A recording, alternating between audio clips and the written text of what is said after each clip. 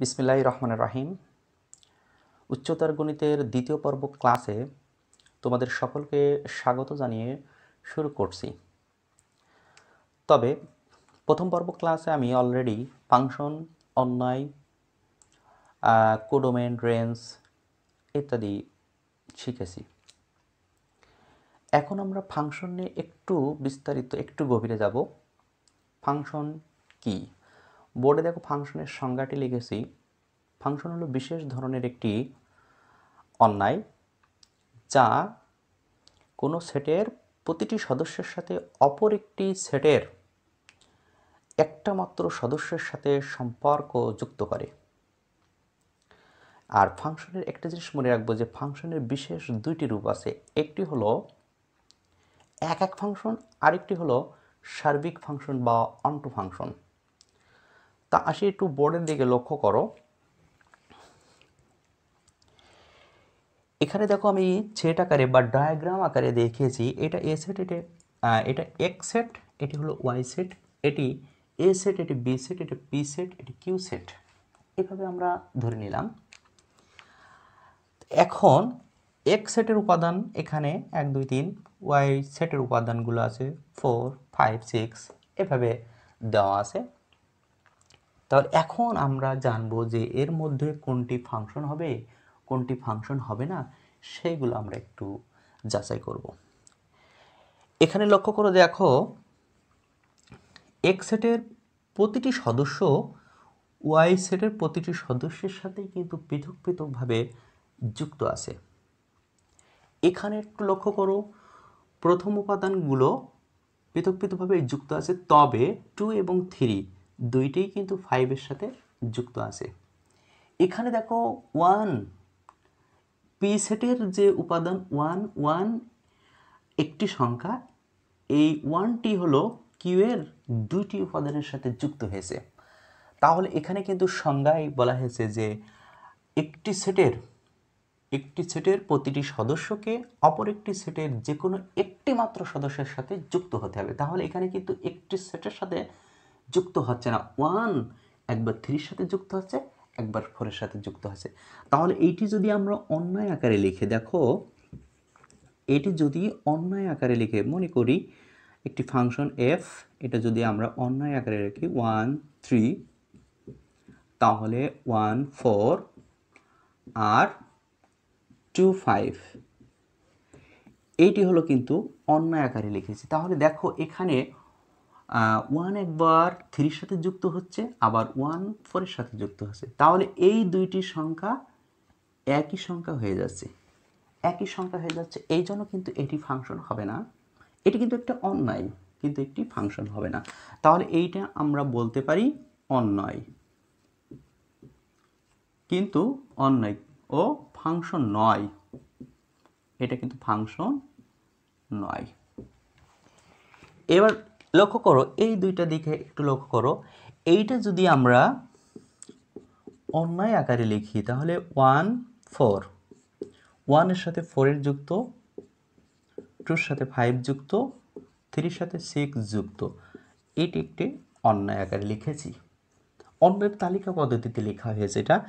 এখানে এইটা কিন্তু অন্যায় এবং ফাংশন, অন্যায় ও ফাংশন হবে। এটা ফাংশন হবে কেন? কারণ প্রথম উপাদানগুলো ভিন্ন ভিন্ন আছে, এটাই কিন্তু দেখার বিষয়। আমরা এখানে লক্ষ্য করব যে এই প্রথম উপাদানের প্রথম সেটের একটি উপাদান যদি কখনো 2টি বা 3টির অধিক অপর সেটের সাথে যুক্ত হয়, অপর সেটের সদস্যের সাথে যুক্ত হয়, তাহলে কিন্তু সেটা ফাংশন হবে না। কিন্তু এইটা কি ফাংশন হবে? 2 একবার 5 এর সাথে যুক্ত হয়েছে, 3 5 এর সাথে যুক্ত হয়েছে, এইটা কিন্তু ফাংশন হবে। কারণ এখানে প্রথম উপাদানগুলো ভিন্ন হচ্ছে, দ্বিতীয় উপাদান যদিও এক থাকছে একটা জায়গায়, তারপরেও কিন্তু এটা ফাংশন হবে। প্রথম উপাদান ভিন্ন ভিন্ন হয়েছে। এটা যদি আমরা ফাংশন আকারে লিখি তাহলে এইভাবে লেখা যায় 1 4 2 5 3 5। এখানে দেখো এই যে দ্বিতীয় উপাদান 5 5, দ্বিতীয় উপাদান এক হয়েছে, তাদের সমস্যা না, কিন্তু এখানে প্রথম উপাদানগুলো ভিন্ন আছে, এটাই দেখতে হবে। সংজ্ঞায় বলছে একটি সদস্যের একটি সেটের প্রতিটি সদস্যের সাথে অপর একটি সেটের যে কোনো একটি মাত্র সদস্যের সাথে যুক্ত হতে হবে, একটি সেটের সাথে যুক্ত হতে হবে। তাহলে এটাকে আমরা অন্বয়, এবং এটা অন্বয় হবে, অন্বয় ও ফাংশন হবে।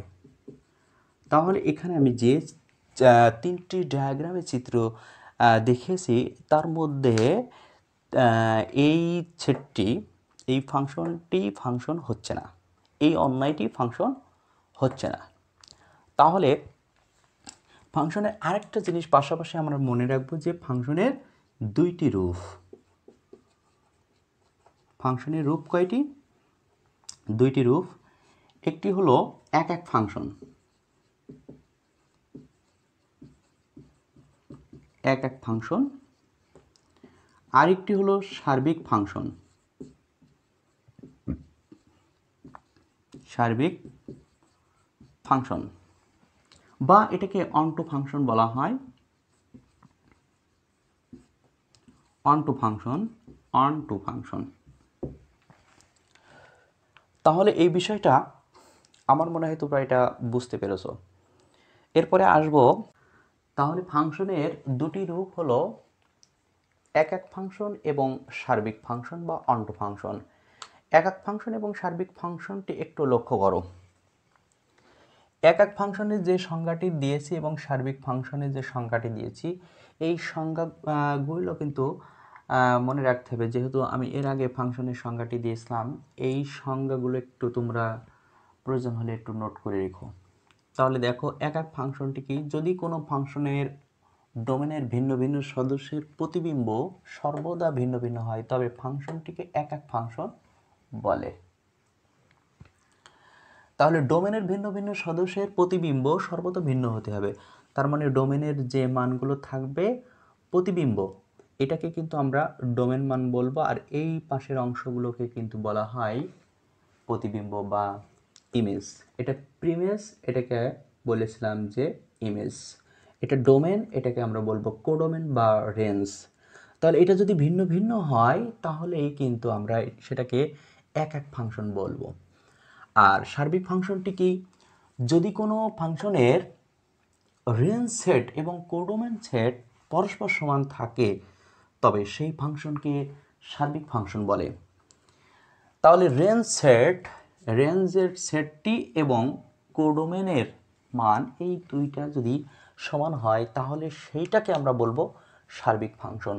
তাহলে এখানে যে তিনটি ডায়াগ্রাম দেখিয়েছি তার মধ্যে এই ডায়াগ্রামটা একটু আগে লক্ষ্য করে দেখো। এখানে এই দ্বিতীয় যে উপাদানগুলো আছে আমরা এটাকে জানি কি রেঞ্জ বা কোডোমেন, তবে এই সবগুলোকে আমরা বলবো কিন্তু কোডোমেন। তাহলে এখানে কোডোমেন হলো, কোডোমেনের মান কিন্তু এ বি সি ডি সবগুলো মানই কিন্তু এখানে কোডোমেন। কিন্তু এখানে রেঞ্জ কোনটা হবে? রেঞ্জ হবে ডোমেনের যে মানগুলো বসাইলে আমরা পাই। তাহলে দেখো এইগুলো কিন্তু ডোমেন, এইগুলো হলো ডোমেন। তাহলে এই ডোমেনের মানগুলো বসিয়ে আমরা এ পেয়েছি, বি পেয়েছি আর ডি পেয়েছি। তাহলে এখানে রেঞ্জ হবে এ, বি আর ডি। কিন্তু এখানে একটি বেশি আছে, সেটা হলো সি। তার মানে এই সেকেন্ড সেটের উপাদানগুলো সবই হবে কোডোমেন। কিন্তু ডোমেন যে দ্বিতীয় উপাদানের যে উপাদান সদস্যের সাথে সম্পর্ক যুক্ত হবে সেইগুলোই কিন্তু এখানে হবে রেঞ্জ। তাহলে এ, বি এবং ডি ডোমেন, এই তিনটি উপাদান এ, বি, ডি এই তিনটি উপাদানের সাথে সম্পর্কে যুক্ত হচ্ছে, এই জন্য এইগুলোকে বলবো আমরা রেঞ্জ। এবার দ্বিতীয় চিত্র বা ডায়াগ্রামের দিকে একটু লক্ষ্য করো। এখানে সংজ্ঞা বলা হয়েছে, এটা এক এক নাকি সার্বিক সেটা আমরা যাচাই করব। এক এক ফাংশনের জন্য যে সংজ্ঞাটি ছিল, দেখো, ডোমেনের ভিন্ন ভিন্ন সদস্যের প্রতিবিম্ব সর্বদা ভিন্ন ভিন্ন হতে হবে।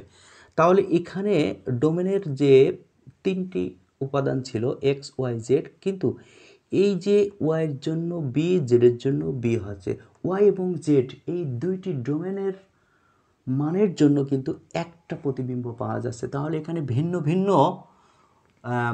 ভিন্ন ভিন্ন সদস্যের প্রতিবিম্ব ভিন্ন ভিন্ন হলেই সেটা এক এক, কিন্তু এটি ভিন্ন ভিন্ন তৈরি হচ্ছে না। তাই এই ফাংশনটিকে আমরা কিন্তু এক এক ফাংশন বলতে পারবো না, এক এক নয়। কিন্তু এটি সার্বিক ফাংশন কিনা একটু জাস্টিফাই করো, সার্বিক ফাংশন কিনা। রেঞ্জ সেট আর কোডোমেন সেট যদি সমান হয়, আমরা জানি যে সেকেন্ড সেটের এই পুরো অংশটাই হবে কোডোমেন, এই অংশটা হলো কোডোমেন এবং এটাই রেঞ্জ। তাহলে কোডোমেনও দুইটা এ বি, আবার এখানে রেঞ্জ হলো দুইটি এ বি, তাহলে এটি কিন্তু সার্বিক ফাংশন। তাহলে এটা সার্বিক হবে, সার্বিক হবে, কিন্তু এটা এক এক ফাংশন হবে না। আশা করা যায় এটা বুঝেছো। তাহলে এইটি কি হবে, এইটা এক এক কিন্তু সার্বিক না। এটা হলো আমরা যাচাই করছিলাম এক এক ফাংশন, এক এক ফাংশন, কিন্তু এটি সার্বিক নয়। এরপরে আমরা এখানে আসি, দেখো এখানে ডোমেনের মানগুলো ভিন্ন ভিন্ন, রেঞ্জের মানগুলো বা কোডোমেনের মানগুলো ভিন্ন ভিন্ন, তাহলে এটি এক এক ফাংশন হবে, এটা এক এক হবে। আর সার্বিক ফাংশনের জন্য কি ডোমেনের যে মানটা আছে, কোডোমেনের যে মানগুলো আছে রেঞ্জের মানগুলো একই আছে। এখানে কোডোমেনের মান 1 2 3, রেঞ্জের মানও 1 2 3, তাহলে এটি হবে সার্বিক ফাংশন। তাহলে এক এক ফাংশন এবং সার্বিক ফাংশনটা আশা করা যায় বুঝতে পেরেছো। এরপর আরেকটি ফাংশন দেখো, বিপরীত ফাংশন। বিপরীত ফাংশনটি কি? বিপরীত ফাংশন, কোনো ফাংশন বিপরীত হবে যখন ওই ফাংশনটি এক এক ফাংশন ও সার্বিক ফাংশন হবে। তাহলে একটি ফাংশন বিপরীত হওয়ার শর্ত হলো ফাংশনটি এক এক ফাংশন এবং সার্বিক ফাংশন হতে হবে। বিপরীত ফাংশন হওয়ার শর্ত হলো ফাংশনটি সার্বিক ও এক এক হতে হবে। তা একটু লক্ষ্য করো, এখানে এখানে যে ডায়াগ্রামে চিত্র দেখানো হয়েছে, এখানে প্রথম যে সেটটি আছে, এখানে উপাদান আছে 1 2 3 4, এখানে আছে 5 6 7 8। এখানে আমি একটি ফাংশন লিখেছি, দেখো F of x equal two x plus 4। এখানে এক্সের যদি এই মানগুলো বসাই, দেখব এই মানগুলো পাওয়া যাচ্ছে কিনা। এক্সের মান আমি এখানে যদি 1 বসাই, এক্সের মান 1 বসাইলে 1 প্লাস 4 5 হচ্ছে। এক্সের মান যদি এখানে 2 বসাও, তাহলে 2 প্লাস 4 6 হচ্ছে। এক্সের মান তুমি 3 বসাও, 3 প্লাস 4 7 হচ্ছে। এক্সের মান তুমি 4 বসাও, তাহলে এক্সের মান 4 বসাইলে কিন্তু 4 প্লাস 4 8 হচ্ছে।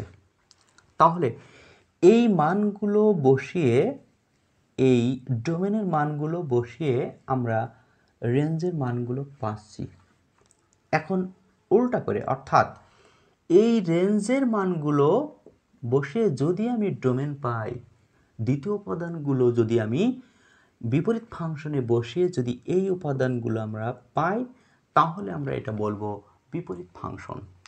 তাহলে এই যে ফাংশনটা এখানে লেখা হয়েছে, এই ফাংশনটির আগে বিপরীত ফাংশন তৈরি করতে হবে। এই ফাংশনের বিপরীত ফাংশন তৈরি করার নিয়মটি একটু লক্ষ্য করো। এখানে F of x equal two x plus 4 এটা দেওয়া আছে, এটা কিন্তু আমরা ধরে নেব এক্স প্লাস 4। এই জায়গাটা একটু লক্ষ্য রাখো যে বিপরীত ফাংশন বের করার নিয়মটি হলো, আমরা এফ অফ এক্সটাকে ওয়াই ধরবো, ওয়াই ধরবো, কিন্তু এখান থেকে এক্সের মানটা বের করতে হবে। তাহলে এইটাকে আমরা এভাবে লিখতে পারি, এটা ধরি, কথা লেখো, এটা ধরে নিলাম।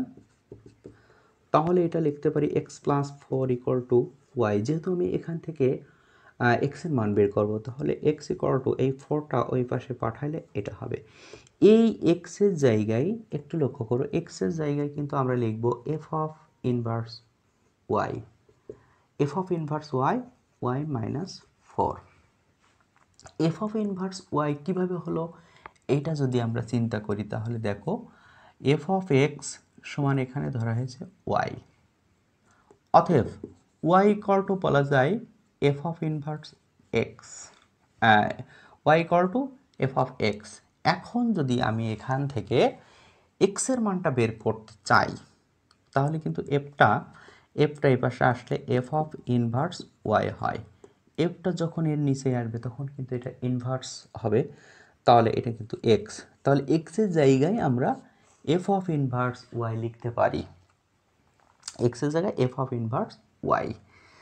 এখন এফ অফ ইনভার্স ওয়াই যদি হয় ওয়াই মাইনাস ফোর, তাহলে এফ অফ ইনভার্স এক্স হবে কিন্তু এক্স মাইনাস ফোর। তাহলে এই ফাংশনটির বিপরীত ফাংশন হলো এটা।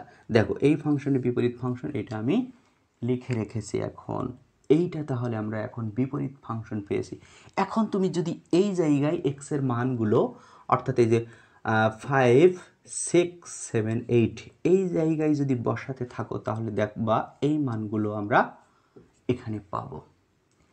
তাহলে এই মানগুলো প্রথম উপাদানগুলো অর্থাৎ 5, 6, 7, 8 এই মানটা যদি এখানে বসিয়ে আমরা সেকেন্ড 1, 2, 3, 4 পাই তাহলে আমরা বলবো এটি বিপরীত ফাংশন। তাহলে এইটা হবে একটি বিপরীত ফাংশন। দেখো এখানে এক্সের মান এখানে 5 যদি বসাই, এখানে 5 বসালে 5 মাইনাস 4 ইকুয়াল টু 1। এখানে তুমি 6 বসাও তাহলে 6 মাইনাস 4 2 হচ্ছে। এখানে 7 বসাও, 7 বসালে 7 মাইনাস 4 3 হচ্ছে। এখানে 8 যদি বসাই তাহলে 8 মাইনাস 4 4 হচ্ছে। তাহলে এই যে 5, 6, 7, 8 এই মানগুলো বসিয়ে আমরা এই মানগুলো পাচ্ছি। তাহলে এই ফাংশনটি একটি বিপরীত ফাংশন।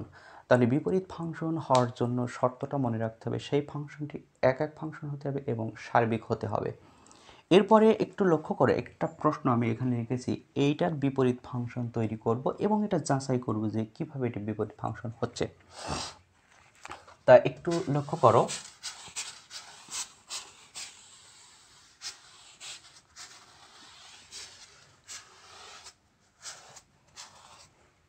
দেখো এখানে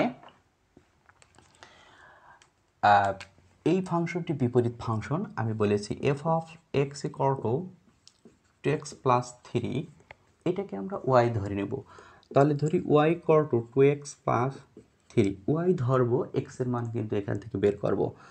তাহলে আমরা লিখতে পারি 2x plus 3 equal to y, 2x equal to y minus 3। তাহলে এক্সের যে মানটা আমরা এখানে পাচ্ছি সেটা হচ্ছে ওয়াই মাইনাস 3 বাই 2। এক্সের জায়গায় আমরা লিখবো কিন্তু f of inverse y, y minus 3 by 2। এখন এক্সের ওয়াই জায়গায় যদি আমরা এখানে এক্স বসাই তাহলে এক্স মাইনাস 3 ওয়াই জায়গাটা দখল করবে এক্স মাইনাস 3 বাই 2। তাহলে এর বিপরীত ফাংশন কিন্তু আমরা অলরেডি এটা নির্ণয় করে ফেলেছি। তাহলে এর বিপরীত ফাংশনটা আমরা পেলাম f of inverse x minus 3 by 2। এখন এই ফাংশনটির যে বিপরীত ফাংশন এটা হয়েছে সেটা আমরা একটু জাস্টিফাই করে দেখব।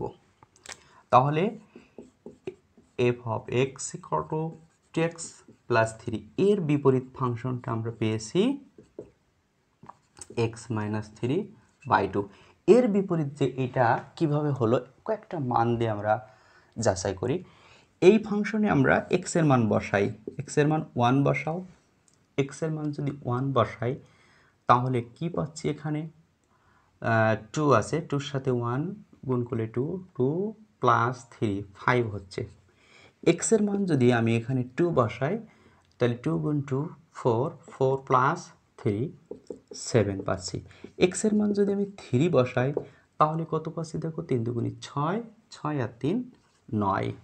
তাহলে এইটার এখানে দেখো আমরা মান পেয়েছি, এক্স এর মান 1 2 3 বসাইলে আমরা পাচ্ছি এটা, অর্থাৎ 5 7 9। তাহলে এর সাথে এটা বিপরীত হচ্ছে এটা বিপরীত, এটা বিপরীত। এখন আমরা দেখব এই 579, এই 579 বসিয়ে আমরা এই মানটা পাই কিনা, সেটা কিন্তু আবার এই সমীকরণে বসাতে হবে, যেহেতু এর বিপরীত ফাংশন এটি। তাহলে এই সমীকরণে এখন আমরা 5 বসাবো, 7 বসাবো, 9 বসাবো, বসিয়ে দেখব যে 1 2 3 হচ্ছে কিনা। তা এখানে আমরা 5 বসাই, ক্যালকুলেশন করো। এখানে যদি 5 বসাও, 5 থেকে 3 বাদ দিলে হয় 2, 2কে আবার 2 দিয়ে ভাগ করলে 1 হয়। তাহলে দেখো 5-এর জায়গায় আমরা 1 পাচ্ছি। এরপরে যদি আমরা এখানে 7 বসাই, 7 থেকে 3 যদি মাইনাস করি তাহলে 4 হয়, 4কে আবার 2 দিয়ে ভাগ করলে 2 হয়। তাহলে আমরা 7 বসিয়ে 2 পেয়েছি, 5 বসিয়ে 1 পেয়েছি। এরপরে এখানে 9 বসা, 9 থেকে 3 বাদ দিলে 6 হয়, 6কে আবার 2 দিয়ে ভাগ করলে আমরা 3 পাচ্ছি। তাহলে হ্যাঁ, আমাদের এই যে এই বিপরীত ফাংশন তৈরি করা, এটা সঠিক হয়েছে। তাহলে আজকে দ্বিতীয় পর্ব ক্লাসটা এখানে সমাপ্ত করছি। এরপরে এই অধ্যায়টা সমাপ্ত করব তৃতীয় পর্ব ক্লাসে। হায়ার ম্যাথের প্রথম, দ্বিতীয় এবং তৃতীয় পর্বে আমি সম্পূর্ণ করতে চাই। তবে আমি যে বিষয়গুলো এখানে দেখাচ্ছি সবগুলোর মধ্য থেকে কিন্তু সৃজনশীল তৈরি হবে। এরপরে আমি সৃজনশীলের আইটেমগুলো তোমাদের দেখাবো। খোদা হাফেজ।